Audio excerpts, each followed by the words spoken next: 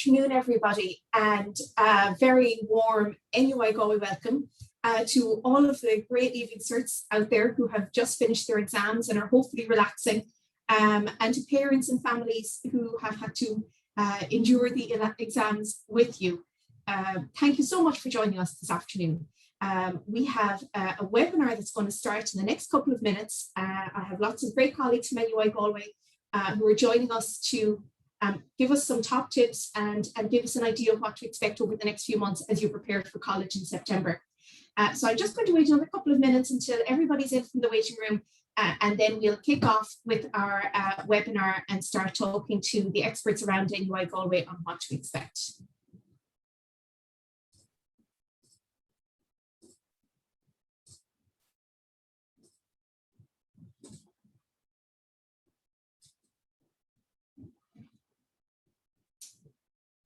Great, well, hopefully you're all with us at this stage. My name is Sarah Geraghty. I am the Director of Student Recruitment and Outreach at NUI Galway. And this afternoon's webinar is themed on Getting Ready for College 2021. And we have two parts to this webinar, and really we want to support you and help you in two ways today. First of all, we want to answer any queries or any questions you might have before the 1st of July CAO Change of Mind deadline, which is approaching very, very quickly. And secondly, to give you, I guess, a very early indication of what are the things you can expect from starting college in September, and maybe things you can start to think about now about how you're going to get settled in college, how you're going to meet new people, and what those very important first few weeks might look like. So we have two parts to today's event. First of all, we have this webinar now until 1 o'clock. And in the webinar, we're going to cover topics such as some final CAO tips. We'll be keeping that very short. We'll move on then and touch on orientation. We'll look at accommodation, living on campus. We'll think about life on campus and how you can get involved in society, volunteering, making the most of your university experience.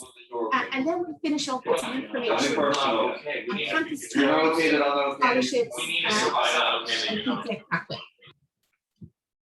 And following that 1 hour webinar, where we have some short presentations and some contributions from colleagues, we're going to move on to a live Q&A, and we'll be directing you out to Pubble, where we'll have our Q&A. And in that Q&A between 1 and 3, we'll be taking your queries. So your individual concerns or questions or anything you want to check about courses, careers, about entry requirements, work placements, anything you want to know about courses. And we have our colleagues there from arts, business, law, science, engineering, medicine, nursing, health sciences to answer your questions. And you can come and go between 1 and 3 as you please. We're also recording this webinar, and it will be available to you afterwards. We'll send it out to everybody who has joined us in case you want to remind yourself of any tips. So moving on to, I guess, some of the detail of today, and we're going to give you a few dates throughout the different presentations this afternoon, and some of them you'll know already. So obviously, we're hoping the Leaving Cert results will be available as planned on September 3rd, and CAO offers will be made on September 7th. And then an important date for you is to plan for your first week of teaching at NUI Galway will be September 27th. We will have orientation around that start time, and Josephine's going to tell us a little bit more about what to expect from orientation. So good for you to start thinking about what dates you're going to probably need to be in Galway and need to be available. But before we get to September and thinking about starting college, we have some important business to discuss, and that's the CAO Change of Mind deadline. And I might ask my colleague Mary Liddy, Deputy Admissions Officer, to turn on her camera and join us for a couple of minutes. And we're just going to cover off a couple of sort of key questions at this time of year. And Mary, maybe the first question is, you know, what can CAO applicants, what's important for CAO applicants at this point in the cycle? What are the final checks that should be done ahead of the upcoming closing date? Yeah, thank you, Sarah. Yes, the 1st of July is just around the corner. It's actually this Thursday. So there isn't a whole lot of time left. So in the coming days, I'd strongly advise all applicants to check their application, check their preferences. If they've made any change of mind about the course they really want more than any other, adjust your CAO application accordingly. It really is important to have your courses listed in genuine order of preference, because when offers come out, as they will on the 13th of September, it's really important, sorry, the 7th of September with the closing date of the 13th of September, it's really important that you have your offers in genuine order of preference. I would also advise that for the hours between 1 and 3, that applicants would use the opportunity to really familiarize themselves more with courses. If there are any questions in their mind around the courses they have on their form, they really should ask the appropriate questions and get the answers now to ensure they have the right order. I'd also say to people that they should, where you can have 10 level 8 course choices, you should really maximize on that and put in 10 choices, and indeed level 6 and 7 also if you want to. That can be of benefit in the long run. So mainly that's what I would be saying to people to focus on over the coming days, and by Thursday, July the 1st, to have their courses in the correct order on their form. Thanks, Mary. And then even skipping ahead further to, let's say, September, the results are out and CAO offer round offers are made. What steps do students need to take once the offers are out? Yeah, the round 1 offers will be issued by CAO on the 7th of on the 7th of September, and there's an acceptance date of the 13th of September. So really there are 5 or 6 days there when people can say, yes, I'm going to take this. If they don't want the course they're offered, they don't have to really do anything at all. If they want the course they are offered, obviously when they go online to the CAO, which most people will do, the day the offers come out, they just indicate that they're accepting it, and everything will follow on from that. In the event that somebody gets offered their first choice, which hopefully will happen and does happen for a lot of applicants, if they get offered their first choice and they accept it, there's nothing else that will happen in the system after that, other than that they'll be contacted by the university. A few days later, they'll be invited to register, etc., etc. But say on the day that students are, get their offers on the 7th of September, if they get offered their second or their third choice, but not their first, our advice is always to students to, maybe if you're interested in that course at all, which you must be since you put it as your second or third preference, accept it. That doesn't mean that you can't get your higher preference offer in a later round, because if in round 2 there are places still untaken in the course you really want, the one you have at a higher preference, you can be offered that in a later or subsequent round. Another scenario that can occur, students get an offer and between now, say, and September, something has happened to, something that renders it not possible for them to go to university this year, then they can request a deferral. We have an online deferral portal on our admissions office webpage, and if people feel they want a deferral, they're advised, do not accept your offer, go apply through the portal for a deferral, giving the reason you want a deferral, and that will be looked at and considered. I will mention here too that the only course we don't offer deferrals on is the medicine program, but in all other programs, if there's a good and compelling reason, we will offer deferrals to applicants who apply within 2 days of the closing date for acceptance of offers. Great, Mary. Thank you for that really comprehensive snapshot of what's important in the coming weeks and the coming months. And again, just to invite everybody who's joining us today, if you have specific queries about entry requirements for the course you're applying for, do join us between 1 and 3 on the Q&A, and Mary and our academic colleagues will be there to answer those queries. So make sure you don't have any questions by the time we get to 3 o'clock this afternoon. I would now like to invite another colleague to join me. So Josephine Walsh is Head of Student Engagement Projects, and Josephine's going to give us a quick overview of what orientation broadly will look like. Obviously, we're still a little bit away from it and plans aren't finalised yet, but she'll give us a little taste for orientation. And she's also going to share with us for students who are thinking about accommodation and haven't got it sorted yet and are wondering what to do. Josephine will outline what our our accommodation services office can provide. So over to you, Josephine. And Josephine, you're on mute there. Okay, thanks, Sarah, and welcome everybody, and thank you for joining us today. And as Sarah said, I hope you're all chilling out, and as Sarah said, a little bit around what happens after you get that offer, as Mary outlined there, and also what's going to happen for orientation. Provisional plans at the moment, but we'll give you some insights into what we are planning, and also talk about orientation. So if we okay, so if we look at the timeline and what you can expect, as Mary said, Leaving Cert results the 4th of September, offer on the 7th from the CAO, and you'll accept by September the 13th. So once that happens, and once you accept your offer, we will be in touch with you. You will get an email from registry. Our chaplaincy service actually organise calls for our first years as well. You'll be registering online. Our registry office will actually have a helpline as well. So if you have any issues with registration, that you will have support there.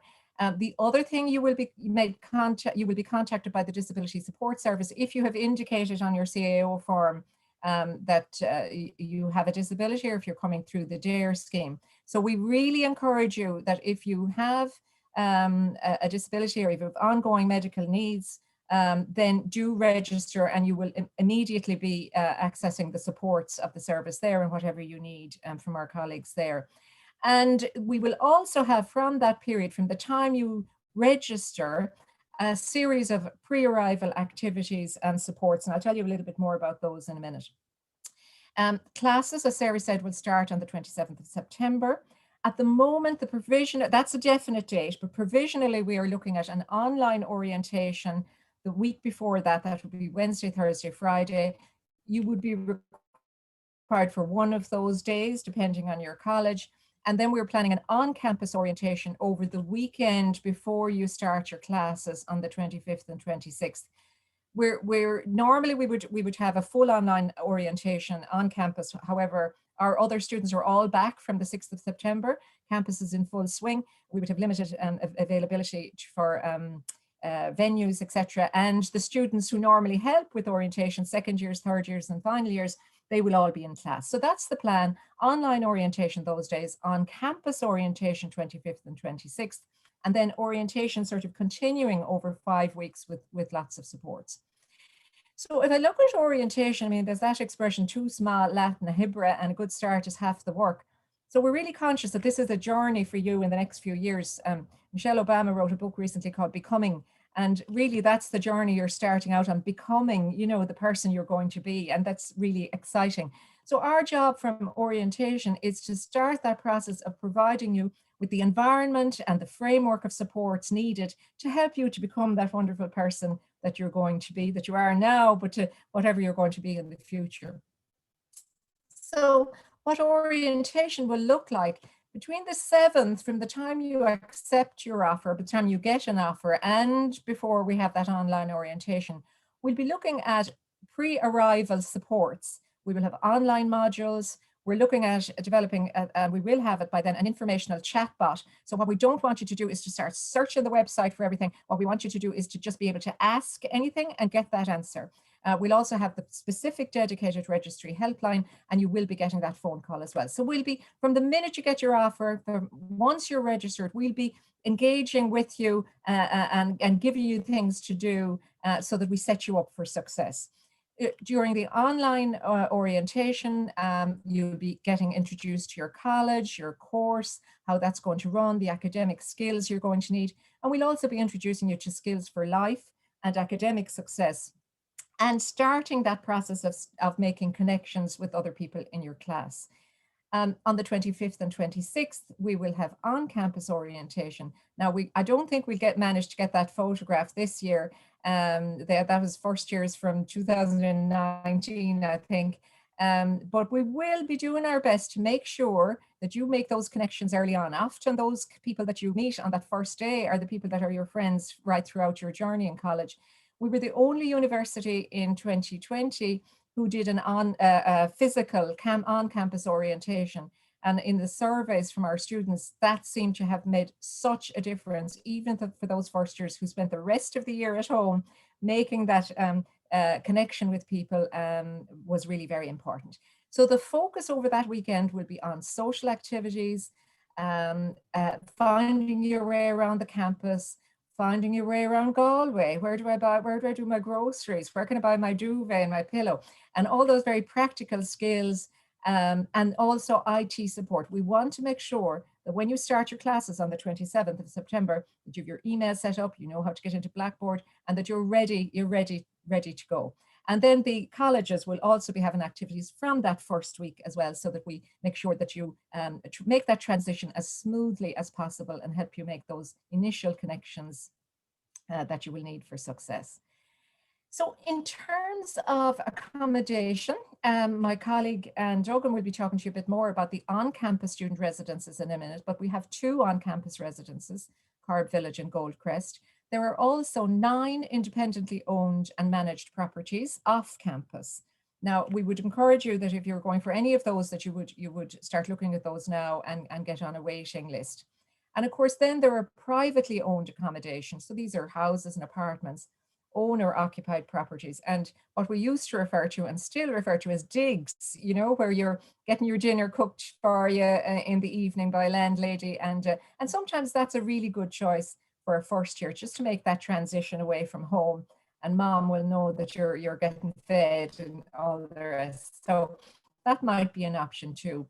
Now, many properties in Galway are not advertised until August because staycations over the summer, etc. But you will find accommodation, and we did have serious issues a few years ago, but we really don't now. So there's plenty of accommodation available. I would encourage you to look at this portal called Student Pad. It's a dedicated portal where landlords who rent to NUI Galway students, they will advertise their properties on this portal. So there's a variety of different types of properties available there. But I would, if you are looking for accommodation, have a look at that. That's nuigstudentpad.ie, and you'll be able to check and see what's available there. We do have a dedicated accommodation and welfare office, and they will be available to support you in your search for accommodation. They have a dedicated line that you'll be able to contact, and hopefully we'll be back on campus as well, and so you'll be able to drop in. But before that, you can always contact our accommodation support team if you're having any difficulties. So I'm going to leave it at that, Sarah, and if anybody has any questions, I don't know whether you want to take them now or towards the end. Lovely. Thanks, Josephine. And if anybody does have any questions on orientation and accommodation options, do type them into the chat and we'll get them answered. Thanks, Josephine, for we have a lot to look forward to in September, is what you're telling us. So it's great to hear. But now to get a little bit more information about the on-campus residences and life on campus in general, Anne Duggan, Director of Commercial Services, is going to join us and share a few slides with us. So thank you, Anne. Thank you, Sarah, and a warm welcome to all of our students online today. Right, let me get this. So I'm just, I look after our campus residences and also our catering and other facilities. And I'm just going to tell you a little bit about the services that we offer on campus. Can you all see this okay? Yeah, we can see that. We can also see a note screen, but I think it's good to continue as you are, Anne. Yeah, we can see it clearly. So, Our campus residences are located at the north end of the campus, but just a few minutes walk from our main teaching buildings. We have 1,193 beds, and most of those beds are actually reserved for first-year students. So our campus residences are a great place to meet other first-year students. We also accommodate some international students. This is in the interior of a typical apartment, and there are many other photographs available on our website. Okay, so just in terms of what's going to happen between now and Leaving Cert Results Days and CAO Offer Days, we're regularly communicating with all the students who have already booked spaces in our campus residences. And we're also communicating to the students on our waitlist. Just reminding them of the various confirmation and cancellation processes and all the other relevant information that you're required to act on during this time. So, for example, what's on the pipeline for this week is Rosalie, my colleague, will be communicating with you, sharing with you, asking you rather to indicate if you have any sharing preferences, if you have any friends that you know who are coming to college who you would like to share with, or if you have any preference in terms of white spaces, dedicated Gaelic speaking housing, or if you have any preference in terms of sharing with other course participants in the preferred, in your first choice CAO offer. So that's going to be happening this week. And then as we approach Leaving Cert Results Day, on that particular day, you will get an email just reminding you of what needs to happen at that particular time, reminding you of when you need to confirm your space by and when we would like you to cancel your space if for some reason you don't wish to come to NUI Galway at this particular time. Then on CAO Round 1 Offers Day on Tuesday, September the 7th, we will be asking you then to confirm if you wish to accept your place or not within 3 days approximately. The reason we ask for this tighter timeline is that it's to give students who are on our waitlist an opportunity to avail of their place if some students are not planning to avail of their place in our residences. So what will likely happen then is the week of the 13th of September, students on the waitlist will begin to get offers on a random basis throughout that week. And we will continue to do iterations of offers until we have completely filled our residences. And as I said already, our residences are reserved primarily for incoming first year students. So you will expect to meet lots of first years during your stay with us. Then what we are planning to do is to organise the check-in for the residences during the week of September 20th to the 24th. So that means that you as first-year students will actually be on campus well in advance of the start of your teaching the following Monday. How that will be organised this year will really depend on what's permitted, in terms of COVID restrictions, but we believe that it will be much more of an on-campus experience than we were allowed to do last year. But I do wish to mention that we had about 600 students in our residences during 2020. So quite a few first-year students actually did decide to stay in Galway and did work remotely. So in a normal year, as Josephine also mentioned, we would organise an orientation for all our first year students in residences in our Bailey Allen Hall. And it's likely that we will have a physical orientation, but it may be in smaller numbers. What I have here is a screenshot of what we did in 2020, and obviously that was all virtual, and then students came on a pre-booked basis to the residences to check in on pre-booked time slots. We probably will have to do pre-booked time slots this year as well, but it won't be as it won't, it will be, we will have larger numbers, you know, coming at particular times that we were permitted to have this past year. So then once you check into the residences, what happens is there are lots of activities usually organised. We usually begin with a welcome barbecue, and if we can't do a welcome barbecue, what we did this year was organised to deliver pizzas to the apartments, and we did a Zoom event, and students found it a great icebreaker, and it was a great way to you know, meet other students outside of their apartments and buildings, and just to give you a sense of the makeup of the residences. The majority of our accommodation is 5- and 6-person apartments with a shared living space, all of which is a TV, which is something that students tell us is a great icebreaker as well. Usually we allocate students mixed in apartments, that's mixed gender, unless somebody has very strong preferences, but that's the model that we use.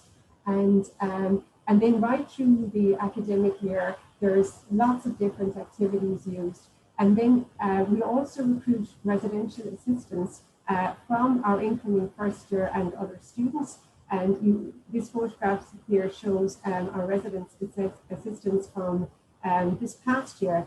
And again, Rosalie, my colleague, who will be on the Q&A later today, she will tell you more about this program. This program is available to you all, and the applicants will be seeking applications for our residential assistance program in the next week or two. And there are, you know, incentives. It's a great experience for students. You know, so it's something that we would encourage you to consider doing. We say our residences are very much a transition to independent living for you. This is your first move away from home, and we're here to support you very much so in that big change that it's coming ahead. But it's a very exciting time, and many students, you know, come back to us and tell us they've made lifelong friends in living in our residences. You know, so it is, you know, it's a wonderful time for you all.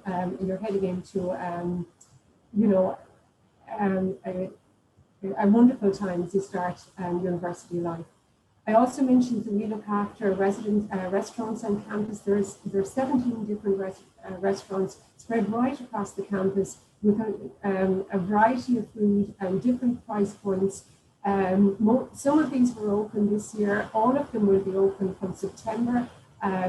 What will change is the physical distancing that we will need to implement within the restaurants, but we expect that that it will be a much more lively and enjoyable location for you all to meet others. We also have a student union bar on campus, and just a very wide variety of catering services.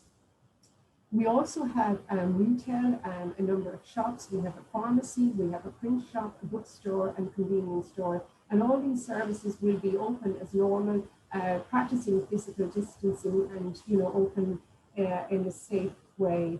So that's pretty much the introduction from our end. As I said, we will be in regular communication with all of our students who have been offered places. Also to remind any student, as Josephine mentioned, our waitlist application is open as well. So it is still possible for you to join our waitlist if you haven't already done so. And following CAO offers and on the 7th of September and acceptances on the 13th, we will be offering any places that become available on a random basis. And I do wish to say that we always do get cancellations because obviously some students change their minds, or they may have booked accommodation in Galway and they've decided to take up a course elsewhere. So I would encourage you, if you haven't already made, to apply to our waitlist or other waitlists, please do so. Okay, thank you. Thank you so much, Anne. I think you've answered nearly all the questions that have come up in the chat, but one question you might just go back over, it's come up a few times. when will, say, students who've been successful in receiving their offer and are accepting their place in Current Village or Goldcrest Village, when will they be required to pay for their accommodation? That's a question that we're getting frequently. By approximately September the 10th. So we work towards, a 3-day after CAO offer date of accepting or cancelling accommodation. So it's approximately that Friday, the 10th of September. And basically the reason we turn it around that on a shorter time is to give students who are on a wait list an opportunity to avail of accommodation if it becomes available. Perfect. And I think the concern here from a couple of students was that they have to pay before they get their CAO offer, but that's not the case. Oh, the no, CAO no, offers no, come no. first and then it will be paying in the days that follow, which is very reasonable. Absolutely. Okay, great, thank you. And then the reminder to everybody that the wait list is still open. We have that question in the chat, so it is still possible to apply for the wait list. And then another question in relation to accommodation, and I'm afraid we probably don't have an answer for people. We have a couple of students with us today who are worried about the short turnaround time between receiving their offer and starting in Galway, and worried about securing accommodation in that, in those couple of weeks, and that it's a little bit tight on time. And maybe just to reassure those students, I think some of them might be from other European countries and they have to arrange travel also. Even though the dates are later this year, it is typically a fairly short turnaround time between offers and start date. And the whole system in Galway, all of the landlords, all of the residences, including our campus residences here with Anne, they're all used to this, tight time frame, and they'll be ready for students once the offers come out to, answer your queries, start doing showings, and get the ball rolling. So even though it sounds exceptionally tight, I just want students to rest assured that this is the way, it happens every year. Now it's a little bit later in September than normal, but it is generally a fairly tight time frame. But students do manage to secure, accommodation for the most part within that time frame, and that time frame doesn't pose a big problem every year. So not to be overly worried about that. Okay, thanks very much, Anne and Josephine. And we might move on to think more about life in year one, and what will your first few weeks look like?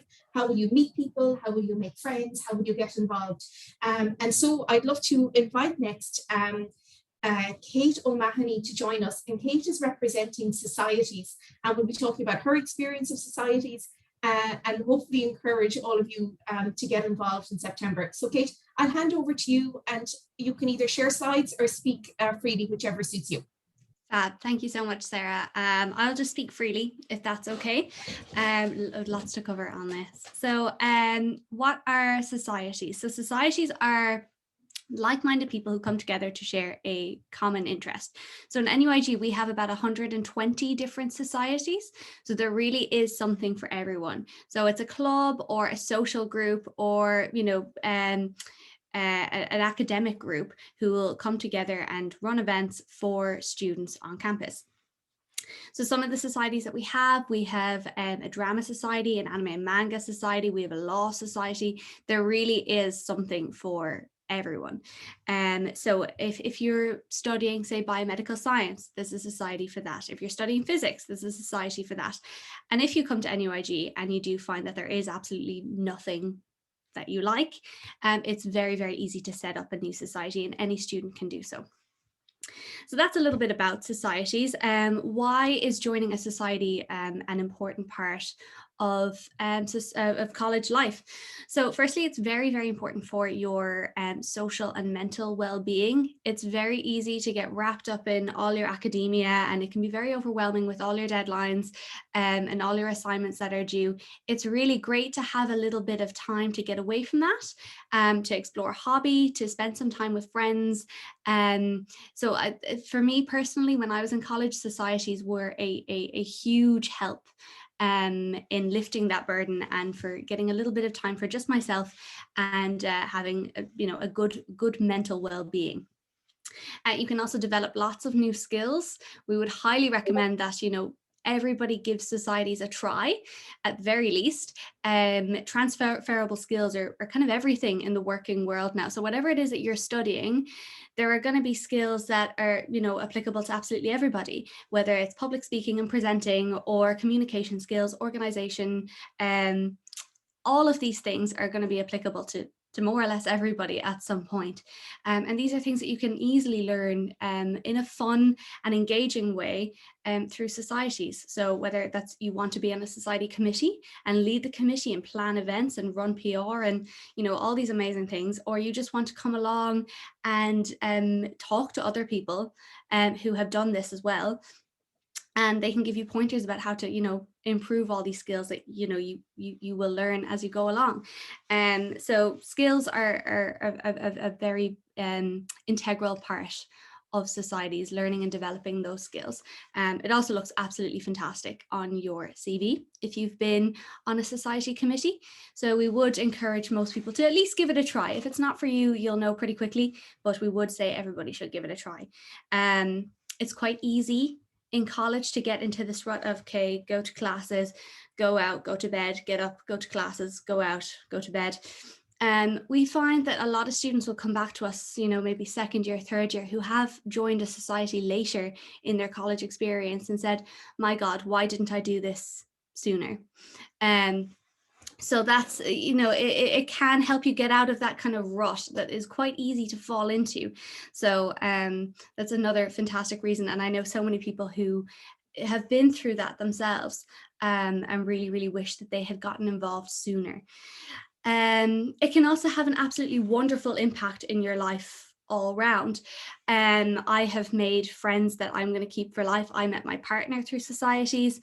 It can be massive what it can do for you. I know people who have had a complete and utter career change because of their experience with societies, and many of who might not have enjoyed the course that they ended up choosing.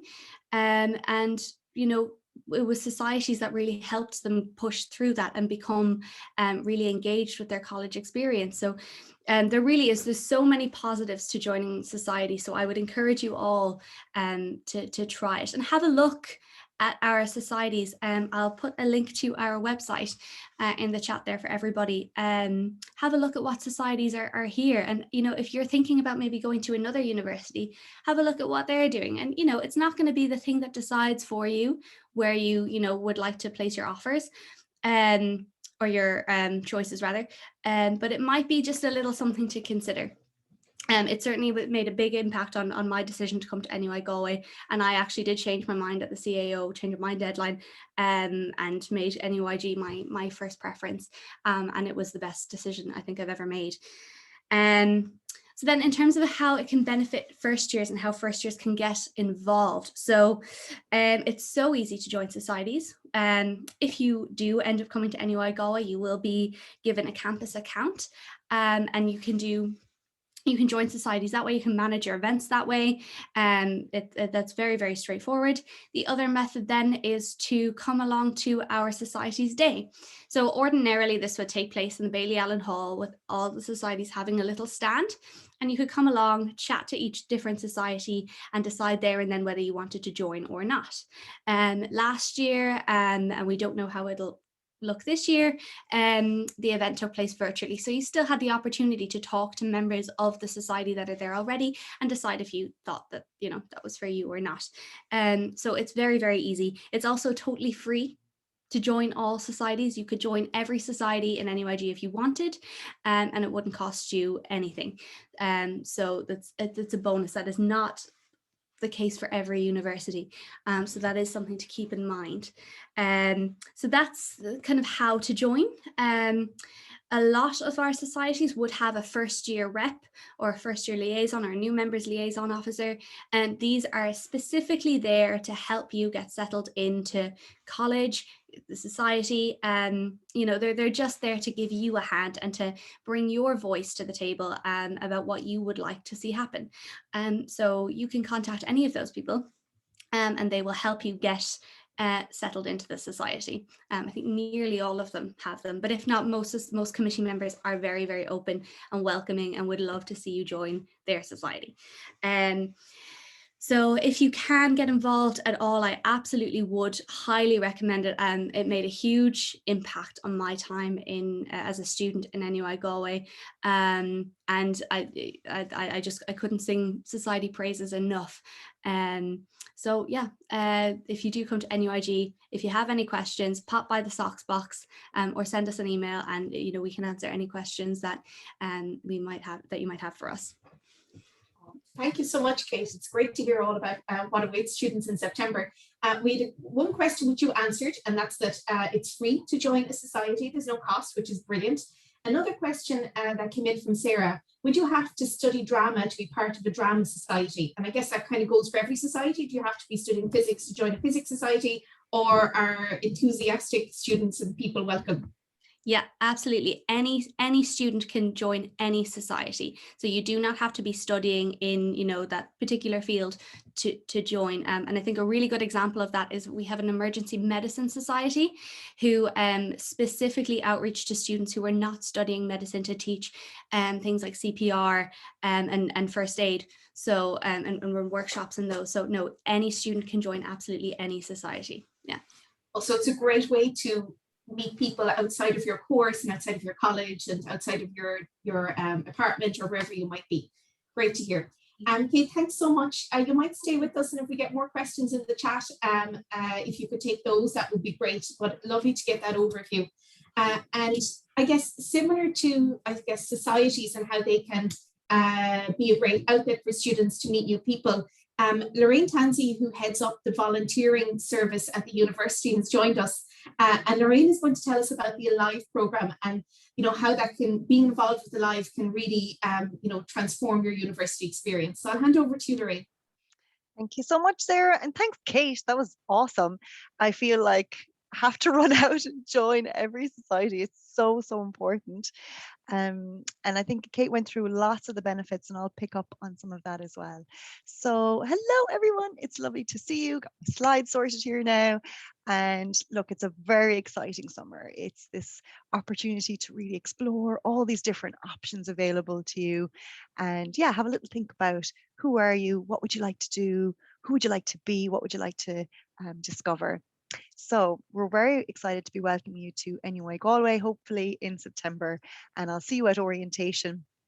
We have a very unique program at NUI Galway, and it's the Alive program, and it's all about connecting you with voluntary activities, both on campus and off campus.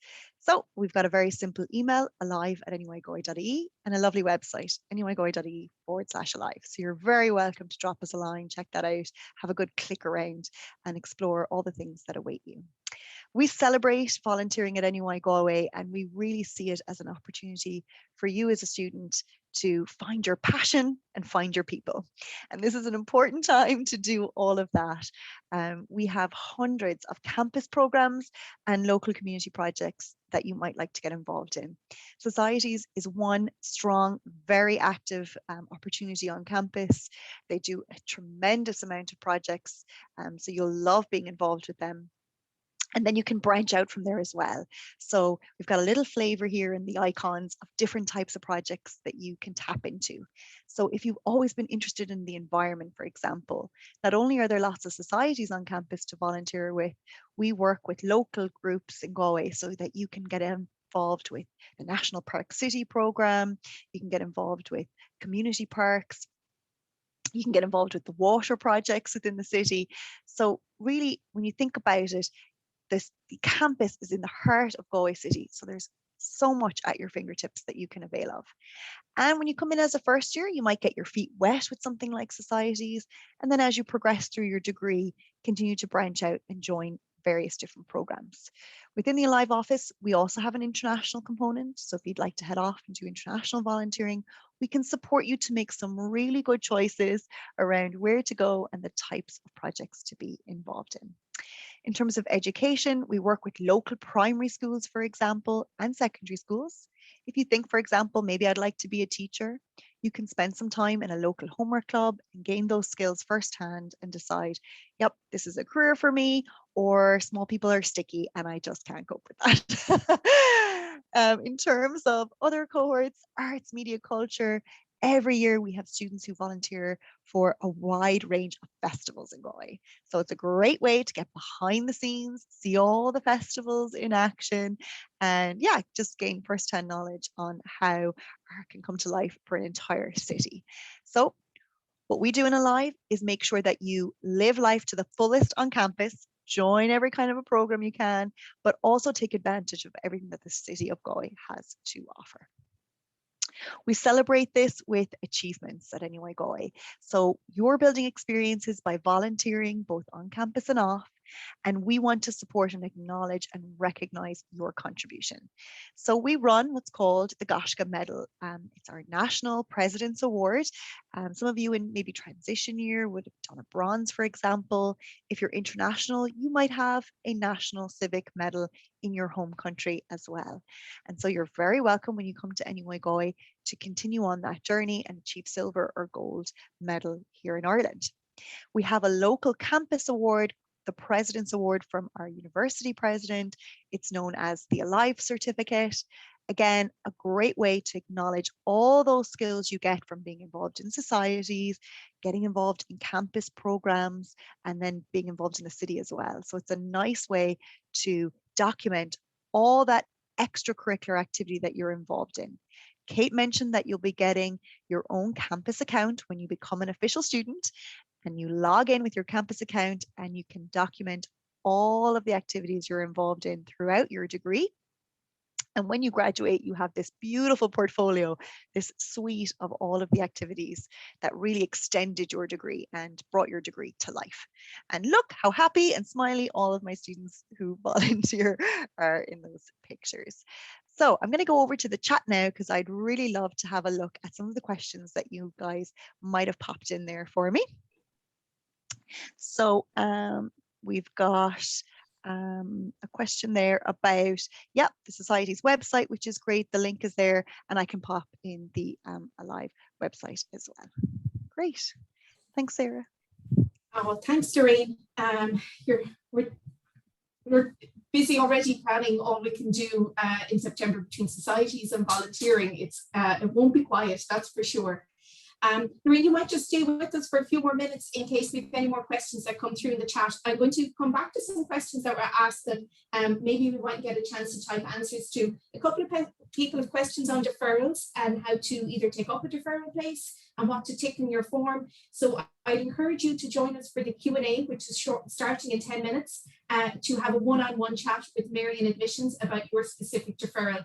I think that would be important. So for those of you who have deferral questions, please do come to our Q&A. Oisin, you mentioned that you came in late. Yes, we have covered accommodation, but this webinar is being recorded, so you'll be able to watch it back. We'll be making it available to everybody by email after today's session, so you can watch back on accommodation. And there was one important question that came in the chat that maybe we can address. And Anne Duncan, if you're still with us, you might like to jump in here, but I think we'll be able to explain it. Beatrice is asking that in an email she received when she had booked accommodation, there was reference to the Friday of 13th of August as the date for payment. And I guess, and now it's September, but I guess that email was sent before the Leaving Cert results dates changed. And so that was an earlier date, the 13th of August, but this is now changed to September, as Anne mentioned, and that's due to the late release of the Leaving Cert results. So I hope that's clear, Beatrice. If not, we'll have a member of the Campus Living team joining us for the Q&A, and you can have a one-on-one chat with them in the Q&A starting in 10 minutes. So anybody who's any of these type of queries, there's no query too small, you know, feel free to come onto our Q&A and we'll get through them all. And is that fair enough on that point? Absolutely, Sarah. You have summarized what is the correct position. And just to reassure everybody who's on this call today, there is no requirement to pay until after you've received your CAO offer. And you will have at least 3 days there to make your payment, and wish you the very best of luck with your results, and have a lovely summer. But we will continue to be in touch with you. Okay, great. That's fantastic. Thanks, Anne. And we're always just a phone call or an email away if anybody's further questions. So we're coming towards the end of this session. I just have a couple of more final closing points to share with you, and then we'll be heading over to the Q&A and we'll see you there. And I just want to give you a couple of updates from NUI Galway and maybe a few other important deadlines that might be relevant for you. So for those of you who maybe don't know our campus that well and haven't had a chance to come to an open day because they've all been virtual over the last 18 months, we're really pleased to announce that we're restarting campus tours for the summer months. And the campus tours will be taking place on Fridays. We'll have 3 tours every day, every Friday, 11 o'clock, 1 o'clock and 3 o'clock.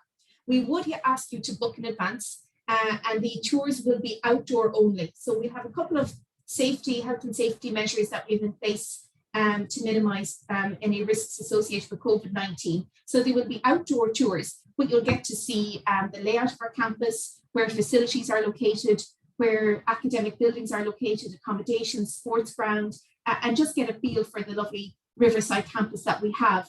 A maximum of 4 people per booking. So that might be 4 people in a family or 4 friends can make a booking in one booking, and the overall group size will be capped. And the campus tours will be delivered by students. So you'll have a chance to chat to a student and they'll tell you about their experiences, and they might have more tips that we didn't cover today. So the campus tours will be starting shortly, and booking is required. And you can find the booking. One of my colleagues is going to pop up the link into the chat if you'd like to book it now, or you can go on to our nuigalway.ie/CAO site to find the booking form. We have a couple of scholarship schemes that have a deadline fast approaching. So we want to mention these 2 very, very quickly. The first scholarship is one for County Roscommon students, and it's the Pauline and Bunny Jones Scholarship. This is for students who are Leaving Cert students in a secondary school in County Roscommon, and we have 4 scholarships per year as part of this scheme. 2 scholarships will go to the 2 top students from Schoolware Strokestown, and 2 scholarships that are open to all other secondary schools in County Roscommon. The value is 10,000 per student, so that's 2,500 per year for the 4 years of the undergraduate program. So a very generous scholarship supported by the Jones family in County Roscommon. But you do need to make an application, and the deadline is the 1st of August 2021. The application form takes no more than 30 seconds. It is so straightforward. You just have to register very simple details, but you must make that application in order to be eligible for one of those 4 scholarships. The second scholarship that is very timely to talk about is the University of Sanctuary Scholarship, as applications are actually opening today.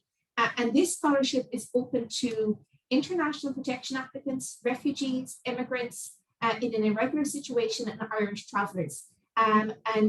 It's open to students from these backgrounds or in these communities who are coming through various pathways, be it the Leaving Cert, BTAC, or an access programme. An application is required. And if you think that you could be eligible for that scholarship, we encourage you to touch base with the University of Sanctuary team, who are there to support you. And there's going to be a link in the chat for more information. And you could also email uni.sanctuary@nuigalway.ie for more details. And then the other scholarship we're going to talk about today, because it has an upcoming deadline, is the 1916 Bursary Fund.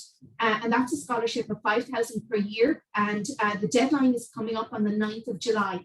And this scholarship is a national scheme. So it's not just NUI Galway, it's a national scheme.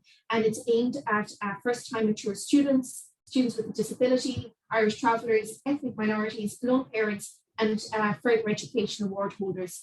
So that's the PTAC award holders. So we have lots of scholarships at NUI Galway, including the NUI Galway Excellence Scholarship, which is awarded to the top students coming into NUI Galway each year, and others. But these are just 3 schemes that have deadlines that are fast approaching, and therefore we mention them today. If you want to find out more about scholarships, you can take a look at our website, nuigalway.ie/scholarships. Some of them are given automatically and some you need to apply for. So just to take note of any of those that need an application and make sure you get it in on time. And then we're nearly there, just one final slide, and it's just to tell people about the places we have available on our for further education applicants. because there really are a very substantial number of places available, and it's a pathway that we really encourage. So you might know them as PLC courses or FETAC courses or a FETAC level 5. We have over 220 places available every year for students coming through this pathway.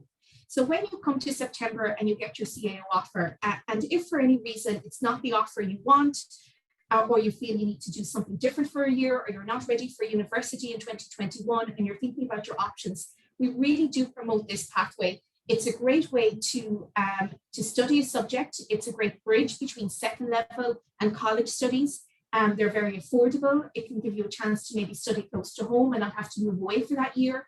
So just to let you know some of the requirements for this pathway, we have this pathway is open to students who hold a level 5 or a level 6 FETAC qualification. It must be in a recognized qualification. Students must present 5 distinctions, and sometimes there are required modules. So there's a little bit of research to be done if you're thinking about this pathway, thinking about the college course you want to do, and choosing the FETAC course that is eligible for it, and looking at any modules. So it does require a little bit of research, but once you get beyond that, it can be a very useful alternative for students who are not ready for college this year, or perhaps didn't get the offer that they wanted. And with over 220 places there, there's really something for everybody.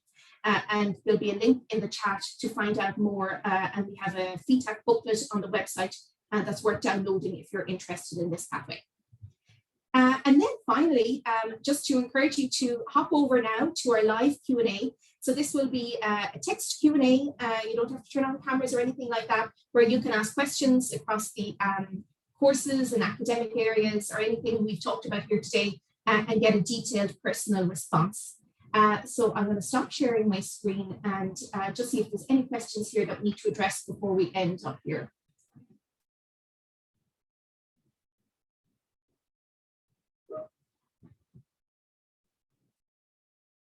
Okay, I think maybe if there's any questions there, we'll probably take them over in the Q&A. Thank you so much for joining us for this hour. I know it's been really fast, and a very special thanks to my colleagues who joined to share their expertise and to give some top tips. We'll remain here for a couple of minutes, but we'll encourage you to head off over to the Q&A, and we'll see you over there in a few minutes. Thanks, Sarah. Thanks, everyone. Thanks, everyone. Good luck. Bye-bye. Bye-bye.